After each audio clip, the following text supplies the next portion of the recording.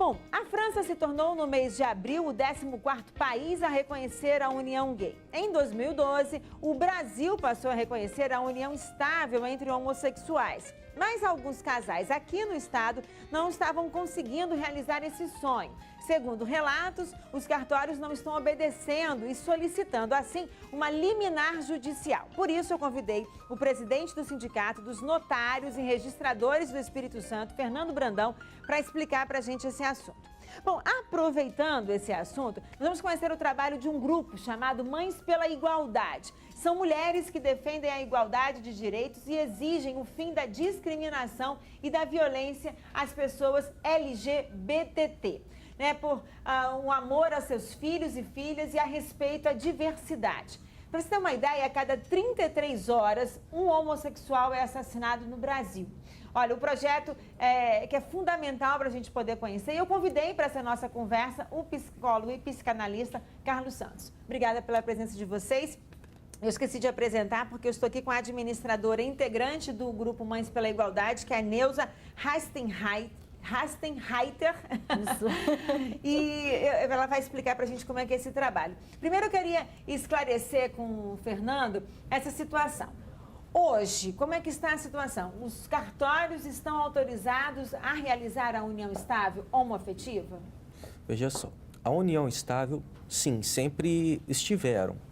Não há problema nenhum. Com relação aos casamentos, a Corregedoria, ela orientou, através do ofício número 59 de 2012, que não deve ter distinção entre heteroafetivo e homoafetivo na habilitação e celebração dos casamentos. Em razão disso, em razão de várias dúvidas que estavam havendo no seio da classe, por que dúvidas? Porque não existe uma legislação específica sobre o assunto. Existe orientação jurisprudencial e orientações dos nossos superiores hierárquicos, que no caso é a Corregedoria.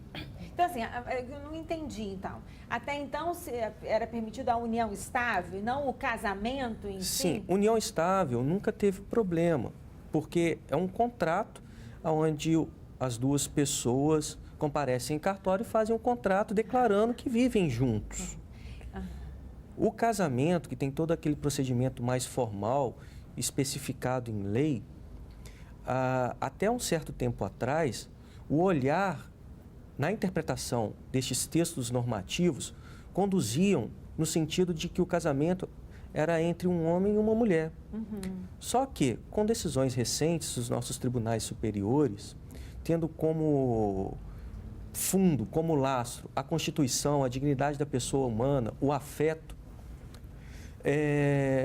tem-se um novo olhar dessas normas infraconstitucionais, no sentido de que a orientação sexual não significa um fato que venha tirar a dignidade da pessoa. Então, nesse novo olhar, está se aceitando o casamento entre pessoas do mesmo sexo, então, dando uma nova interpretação. Então, hoje os cartórios do Brasil, mas aqui eu estou focando no estado, estão preparados para receber esses casais e realizar esse casamento homoafetivo, é isso? Sim, no Espírito Santo, sim, porque existe uma recomendação da nossa Corregedoria, que é nosso órgão hierárquico superior a quem estamos vinculados. Eles nos orientou que nós devemos, sim, proceder ao casamento das pessoas do mesmo sexo. Neuza, no grupo vocês receberam algum relato de pessoas que tentaram fazer esse casamento e não conseguiram? Chegou a ter casos como esse? Olha, sempre tem, né? Já aconteceu alguns casos, mas depois foram... depois eles conseguiram voltar e realizar esse Nós sonho. tivemos até o último casamento, né? Fui na Serra, que teve uma repercussão muito bacana, daquelas duas meninas que casaram. Então, isso já está... Isso também é resultado de uma luta, de um processo, né? que quando acontece que é barrado um casamento, aí logo o fórum entra em ação, nós temos a OAB, que também tem o grupo da diversidade, que participa do fórum. Agora, então, o Fernando trouxe uma informação que é a questão da procura por esses casais. Você estava falando que você tem um cartório em Cachoeira de Itapemirim E até agora, nenhum casal homoafetivo procurou para poder registrar o Sim, casamento. eu não sei qual o motivo, mas uma cidade de 200 mil habitantes, até hoje não fomos procurados para realizar esse enlace matrimonial. Talvez seja receio, né, de ser mal atendido ou então de ser rejeitado. Você acredita que os cartórios estão preparados para receber? Com certeza. Total sem preconceito para realizar esse tipo de casamento? Perfeitamente. Isso a gente estava explicando da diferença de ter uma união estável e de ter um casamento. Né? Além da formalidade, né, do casamento, ter um juiz de direito, um juiz de paz para celebrar e ter um registro de certidão de casamento, o que a união estável não tem. Perfeito. Né? É apenas um documento, um contrato feito. Tem questões de efeitos pós-morte, né? Sim. O que ocorre? O casamento, primeiro, ele muda o estado civil da pessoa. A pessoa deixa de ser solteira e passa a ser casada. Tá. Então, oficialmente, você tem um registro desse enlace matrimonial, o que gera repercussões das mais variadas. Entre elas, tem a repercussão sucessória.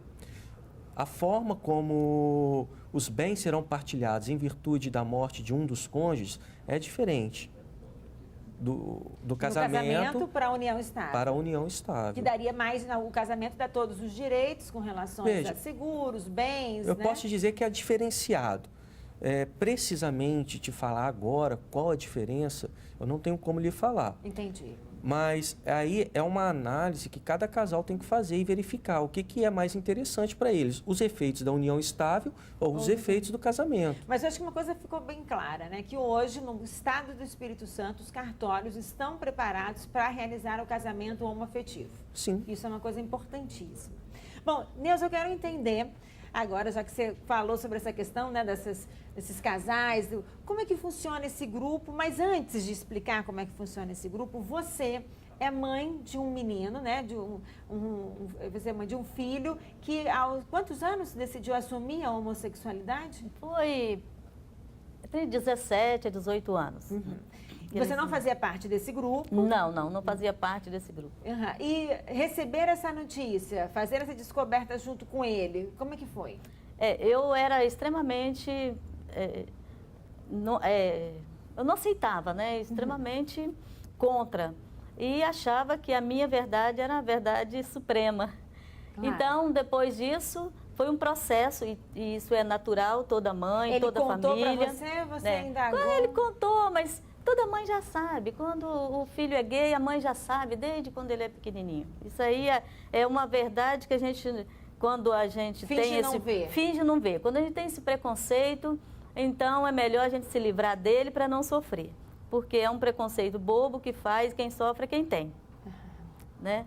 Então, a partir daí, a gente teve uma vivência melhor. Minha mãe aceitou primeiro, minha mãe tinha 75 anos, meu marido, e para depois, eu era muito besta mesmo, né?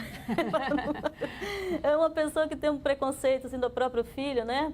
E eu vejo que nós precisamos de amar as nossas filhas. Amar incondicionalmente.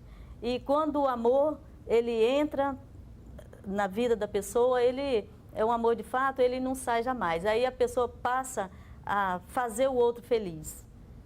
Principalmente quando é mãe e filho. Carlos, é isso que leva muitas pessoas ao sofrimento. Né? Quer dizer, assumir essa homossexualidade para a família, para a sociedade. Às vezes os amigos sabem primeiro, né? E a família não sabe ainda. E prorrogar isso por quanto tempo sofre muito, né? Com certeza, com certeza. Porque é o receio da aceitação.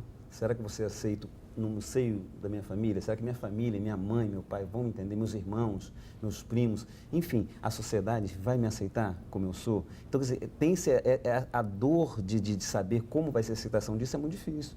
A pessoa deve sofrer bastante com isso. Né? E aí uma coisa que é interessante, até que a gente estava comentando aqui antes, a questão da aceitação está cada vez mais comum, aspas, cada vez mais cedo as pessoas assumindo isso. Por quê? É verdade. Né? Porque a sociedade está se abrindo um pouco mais. Né? Seria uma ilusão achar que a sociedade mudou, a sociedade está aberta para a aceitação disso. Não está. Não está. Tanto é que o preconceito é muito forte ainda. Né? Ontem mesmo em Porto Alegre, estava vendo nos jornais, um rapaz foi agredido, porque estava abraçado com o namorado dele, por 10 rapazes, entendeu? Então, quer dizer, a sociedade dificilmente aceita isso com uma tranquilidade, como se tenta se colocar em alguns meios. Não, não é assim não, é muito difícil ainda. É importante que a família, que a sociedade se conscientize disso, que a família, né, as pessoas que têm... Dê essa abertura, discutam isso, abram isso para outras famílias também. Né? Porque o preconceito está dentro da família, como ela colocou muito bem. É difícil aceitar isso. Ela fala, poxa, meu marido aceitou, minha mãe de 70 e poucos anos aceitou e eu não. Mas porque não é culpa sua. Pela questão da questão do preconceito até de você pensar mesmo. Assim, como a sociedade ia receber você Sim. também, né? Porque e seu filho também, isso é verdade, porque quando a gente tem um filho gay, nós também sofremos o mesmo preconceito que ele. E são julgados a mãe, também, o né? pai, o mesmo preconceito que sofre o filho ou a filha, sofre a família. Então, às vezes, a gente não quer sofrer esse preconceito. Sim. É a sociedade que vem julgando, culpando e querendo encontrar respostas, né? Então, a gente fica assim, mas... Eu vou fazer só o seguinte, Neuza, eu vou para um rápido intervalo e aí a gente volta. Tá bom, então Eu vou para um rápido intervalo, você que está em casa pode participar pelo telefone ou pela internet. Vamos conhecer mais desse trabalho desse grupo, né, que ajuda essas famílias também. Você tem dúvidas? Mande a sua pergunta, eu volto já.